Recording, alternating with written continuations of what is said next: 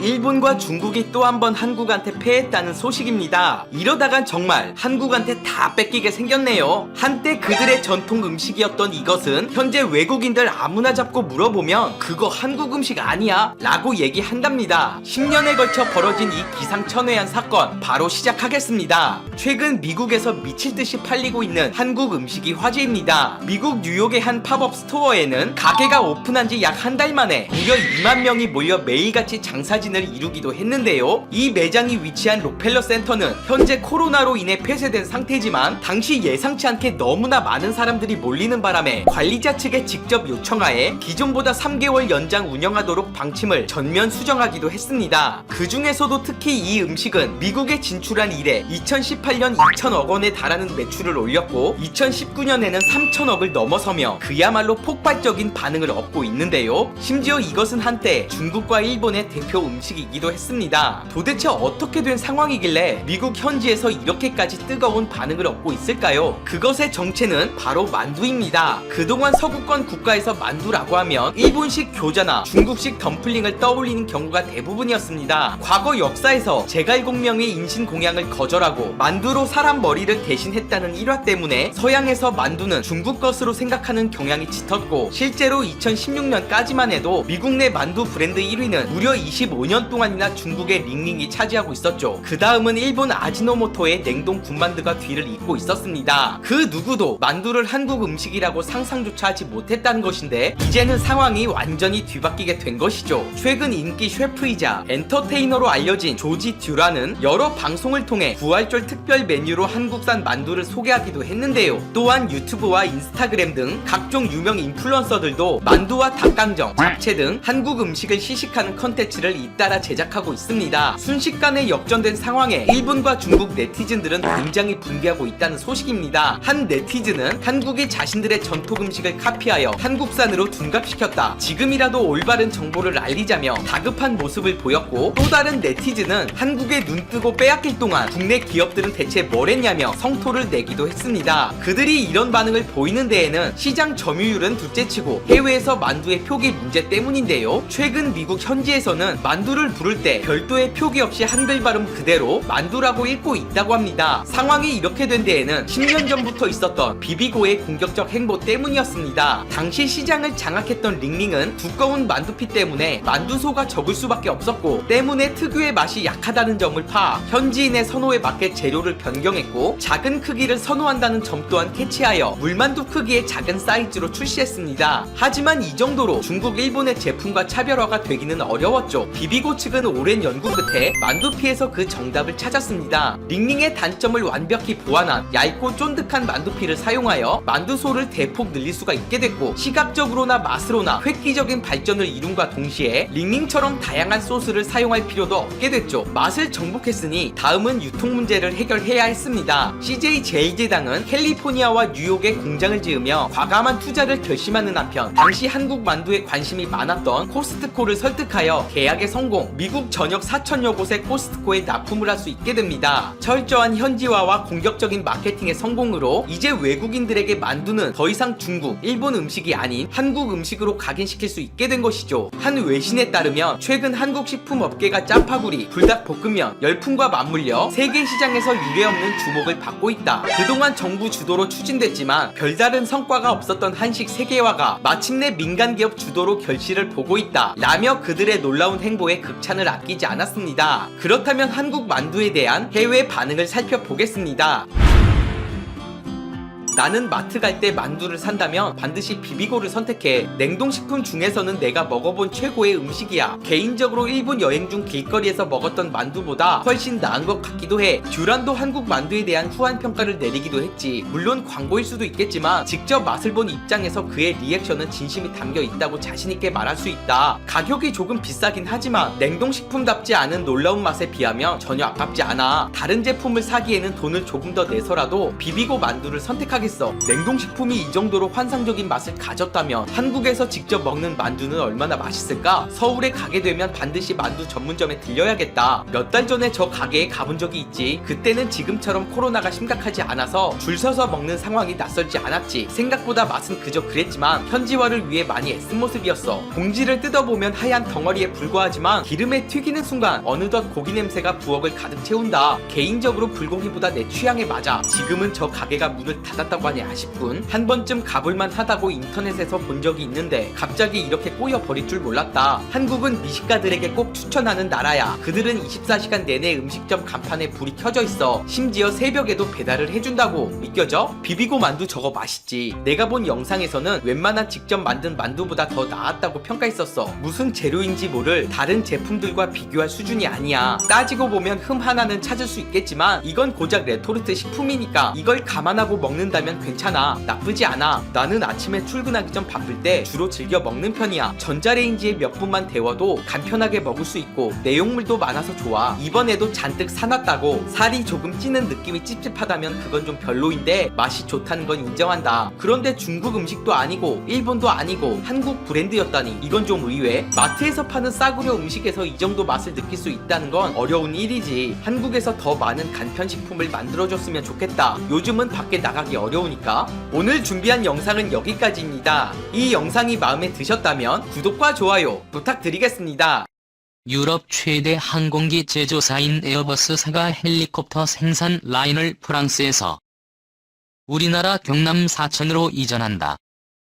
국토교통부는 18일 유럽 항공안전청 측과 화상 면담을 갖고 에어버스 헬리콥터 생산 라인 국내 이전 및 국내에서 생산된 헬리콥터의 원발원, 양산을 지원하기 위한 업무 협약을 체결했다고 밝혔다. 이날 화상 면담에는 국토부에서는 김상도 항공정책실장이 애저 측에서는 패트릭 킬리즈 이 정장이 각각 대표로 참석했다. 국토부에 따르면 에어버스사는 헬리콥터 생산 라인을 경남 사천의 2021년까지 이전할 계획이다. 이번 업무 약정은 국내에서 원활한 헬리콥터의 생산을 지원하기 위해 양측의 협력 사항을 포함하는 내용을 담고 있다.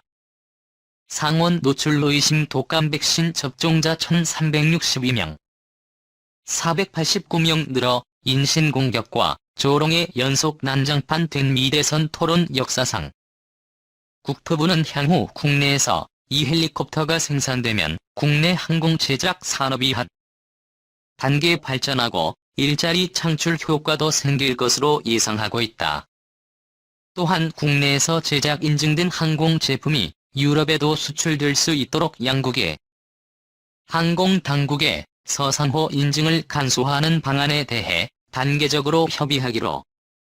아울러 새로운 항공교통 분야의 이자 혁신 모빌리티로 떠오른 도심, 항공교통을 비롯한 드론 분야 협력도 확대하기로 했다.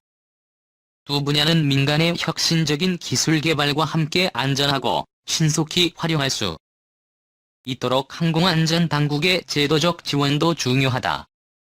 국토부 김상도 항공정책실장은 미국 연방항공청과 함께 세계 항공안전 정책을 주도하고 있는 유럽 항공안전청과 도심 항공교통 드론, 항공제품 상호 인증 등의 분야에 대한 협력 강화를 통해 기술 표준, 항공안전 항공기 제작 인증 등 다양한 분야에서 우리의 기술 수준을 높이고 국제 위상을 제고하는 발판이 될 것이라고 밝혔다.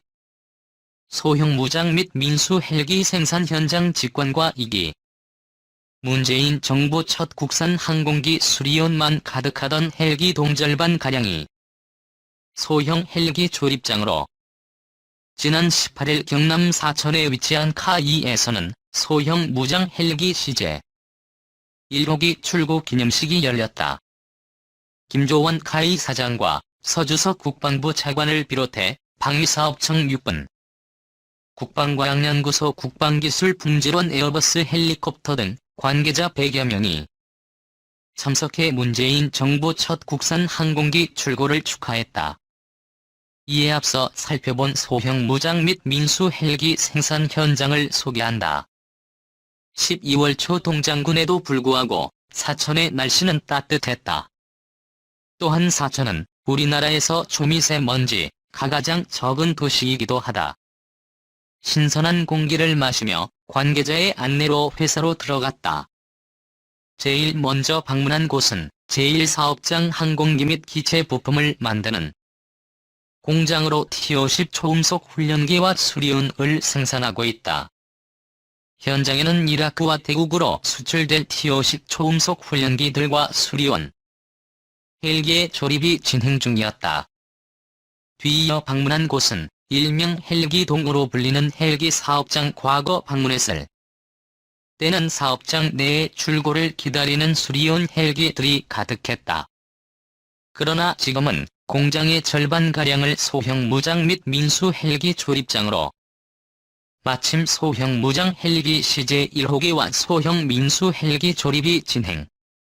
소형 무장 및 민수 헬기 개발 사업은 카이와 에어버스 헬리콥터 간 국제 공동 개발 형태로 진행되며 소형 민수 헬기를 우선 개발한다. 이후 이를 기반으로 사격 통제 무장 임무 생존 장비를 통합해서 소형 무장, 소형 민수 헬기는 에어버스 헬리콥터가 개발한 2C-155 B1 헬기를, 다소 복잡할 수도 있지만 이러한 개발 방식을 채택한 데는 다 이유가 있다. 과거 수리온 이 경우 방위사업청이 군용 항공기 형식 증명 획득 및 가망, 국토교통부 및 국제공인 형식 증명 및 표준감 항증명을 받지 않고, 이 때문에 군과 경찰을 제외한 민수용 판매에 적지 않은 어려움을 겪었다. 소형 무장 및 민수 헬기 개발 사업은 이런 문제점을 해결하고자 소형 민수 헬기를 우선 개발해 유럽 가만 당국의 형식 인증을 받는 것으로 정했다. 소형 무장 헬기는 소형 민수 헬기와 달리 외관뿐만 아니라 기체 내부도 완전히 다른 모습이었다. 소형 무장 헬기 동체 앞부분에는 주야간에 상관없이 먼 곳의 목표물을 탐지 공격할 수 있는 표적 획득 지시 장비와 상하좌우로 움직이는 20mm 기관포를 장착하고 있다.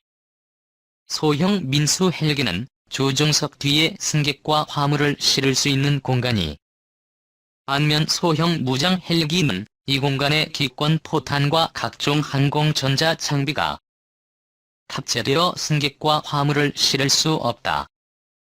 이밖에 소형 무장 헬기에 장착되는 대전차 미사일과 각종 항공 전자 장비, 도국산 장비를 사용하고 있다.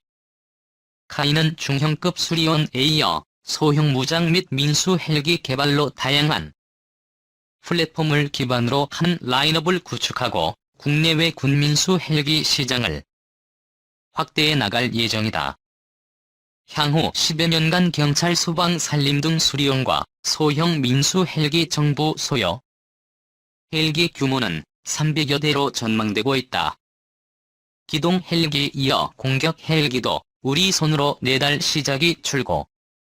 우리 군 육해공군 3군이 총 692대의 헬기를 운영하고 있는 세계 6대 헬기 보유국입니다.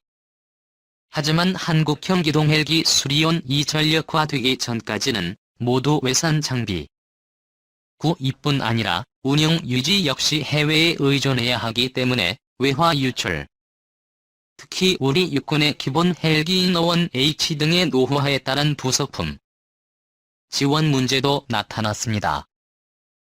따라 우리 군은 2001년 한국군의 요구 성능에 맞는 한국형 헬기 개발을 결정하게 된 것입니다. 수리온은 지난 2013년 5월 우리 군에 전력화된 이후 현재 3차 양산 사업까지 진행되고 있습니다. 기동 헬기와는 별개로 우리 군은 공격 헬기 사업도 추진하고 있습니다. 대형 공격 헬기와 소형 공격 헬기로 나눠 진행되고 있는 이 사업에서 대형 공격 헬기는 아파치 가디언 도입으로 결정돼 현재 전력화가 진행 중입니다. 그러나 소형 공격 헬기는 현재 국내 개발을 추진하고 있다.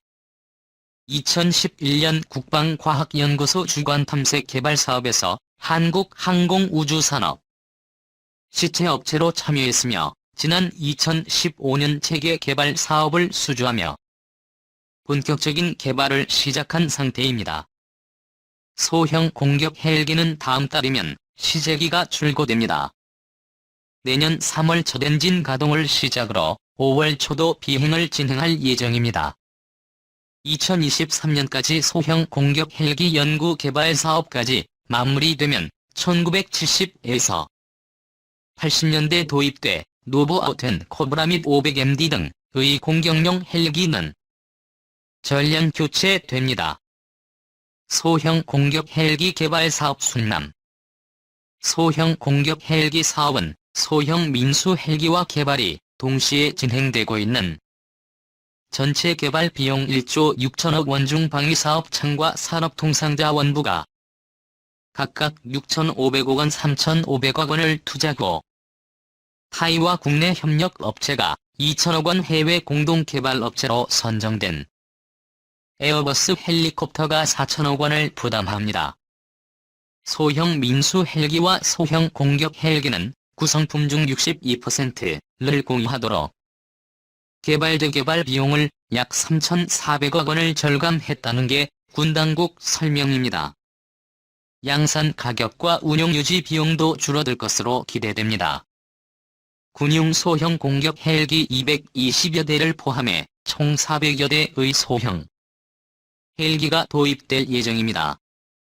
소형 공격 헬기는 에어버스 헬리콥터 H155 기종을 기본 플랫폼으로 활용한 것입니다. H155는 프랑스, 이스라엘, UAE, 브라질 등 세계 각국 군이 운영하고 있는 무장 헬기입니다. 성능이 검증된 에즈 565와 세계 60여 고객에게 판매된 민관용 헬기 에즈 365 계열의 최신 기종입니다. 현재까지 1000대 이상 이인도돼 500만 비행시간 이상을 기록하는 등 성능과 안정성이 입증되었습니다. 버스 유로콥터는 카이와 위 소형 공격 헬기 공동 개발 이후 H155의 생산을 중단할 계획입니다.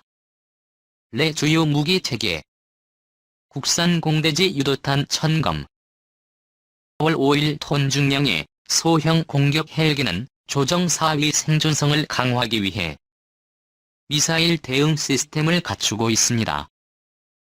히터링크 시스템도 장착해 정보 전에 효과적으로 대응할 수 있도록 공대지 유도탄 과유도 로켓 터렛 건 등의 무기를 장착하는 데 이중.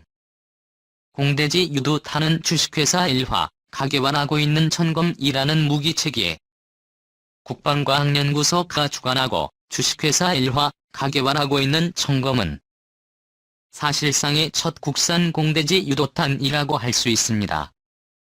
물론 한국형 GPS 유도 폭탄인 KGB가 있긴 하지만 KGB 가기 전 자유낙하 방식의 재래식 일반 폭탄의 위성 위치 확인 시스템과 보조 날개를 장착해 개조한 무기이기 때문에 천검과는 그 시작이 다릅니다.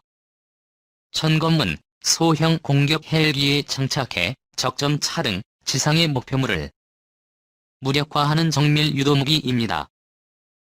미국의 토우 미사일을 대체하는 한국형 헬바이어로 기대되는 무기체계입니다. 한화는 첨검 사업을 계기로 기존 230mm 급탄련, 장천무화 전술, 지대지 유도탄 등 지상 유도 무기에 이어 공대지 유도무기 분야로 사업을 확대할 수 있게 됐습니다. 천검은 소형 공격 헬기 개발에 맞춰 2022년까지 개발을 완료하고 2023년부터 양산될 예정입니다. 차세대 소형 무장 헬기 사업 본격화일 육군의 노후한 공격 헬기를 대체하기 위한 소형 무장 헬기 사업 우선 협상 업체로 한국항공우주산업이 선정됐다. 방위사업청은 23일 제81회 방위사업 추진위원회 결과 브리핑에서 지난 6월 사업 참여 희망 업체들로부터 제출받은 제안서들을 평가한 결과 카이가 체계 개발 우선 협상 대상 업체로 선정됐다며 산업통상자원부와 긴밀히 협조하면서 카이와 기술 및 조건 협상 등을 거친 뒤 올 11월께 계약을 체결할 계획이라고 밝혔다. 과거 군용 헬기는 성능이 미약해 단독 작전 수행에 한계가 있었지만 발전을 거듭해 최근에는 다양한 임무를 수행하는 필수 무기체계이자 핵심